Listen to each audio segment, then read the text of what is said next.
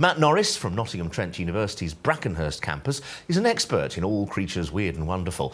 He uses the TikTok app to teach.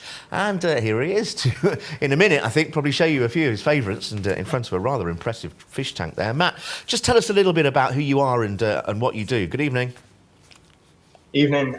So my name's Matt Norris. I'm an animal technician at Nottingham-Trent University. So basically what that entails is working with both students of the university and a range of different animals on a daily basis. My specialty is pretty much all of the animals that most people wouldn't want to cuddle. So that's your reptiles, your amphibians, your invertebrates, your birds. That is my daily life. I love lizards and I don't mind handling a snake at all, but I'm petrified of spiders. Have you ever been scared of any of these sort of things or not? No. In fact, to be honest, it's a bit of a weird one. If you were to tell me what I'm a little bit tentative about handling, it's actually rabbits, because when I was young, I had quite a bad bite from one. So anything with fangs, I'm absolutely fine with. Anything that looks cute and cuddly, I'm a little bit wary. Where did your passion come from? I'm not sure, really. I would probably attribute most of it to watching Steve Irwin programs when I was a young lad and seeing all of the kind of crocodiles and snakes and all of the exotic animals he used to wrangle with in Australia. And I've been fortunate enough to make a career out of something very similar.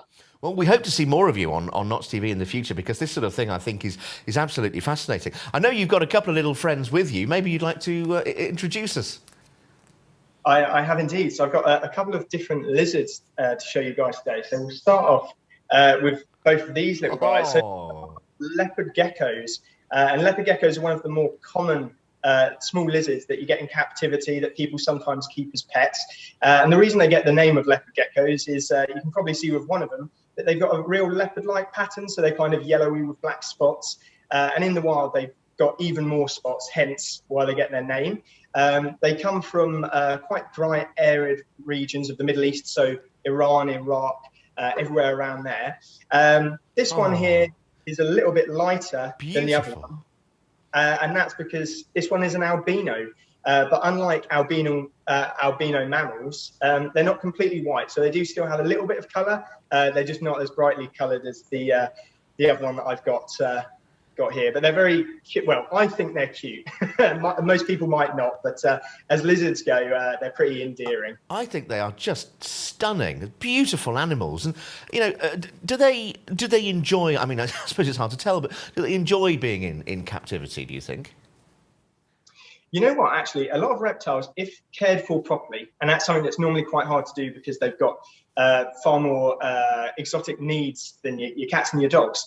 But generally, they, as much as I love them, they have got a lower level of intelligence. So if you do manage to meet their needs, generally, they don't really know any difference compared to your maybe more intellectual animals that are capable of learning, that are quite hard to stimulate. These guys, you tick all the boxes for them, and they're happy as Larry for the most part.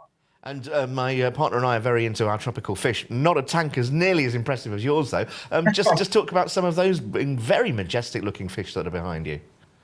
Yeah. So this is a pretty hefty tank. It dwarfs me, that's for sure. So we've got a range of different tetras in here, as well as some gouramis. You might be able to see if I move out of the way for you, which is larger fish. Just here, we've got a couple of angelfish as well that are posing for the camera nicely. And all of these fish are tropical freshwater fish. So they will live in streams, lakes, and estuaries in the tropical parts of the world, whether that's Africa, Southeast Asia, or South America. So they're not the same as the kind of marine fish that you might get in aquariums that live in salt water, but nonetheless, they're pretty exotic and colourful. They are absolutely gorgeous. Well, we hope, as I say, to see you again, Matt, and to have another dip into what is, for me anyway, a fascinating and very beautiful world. Thanks again. Sure, anytime. Matt Norris there.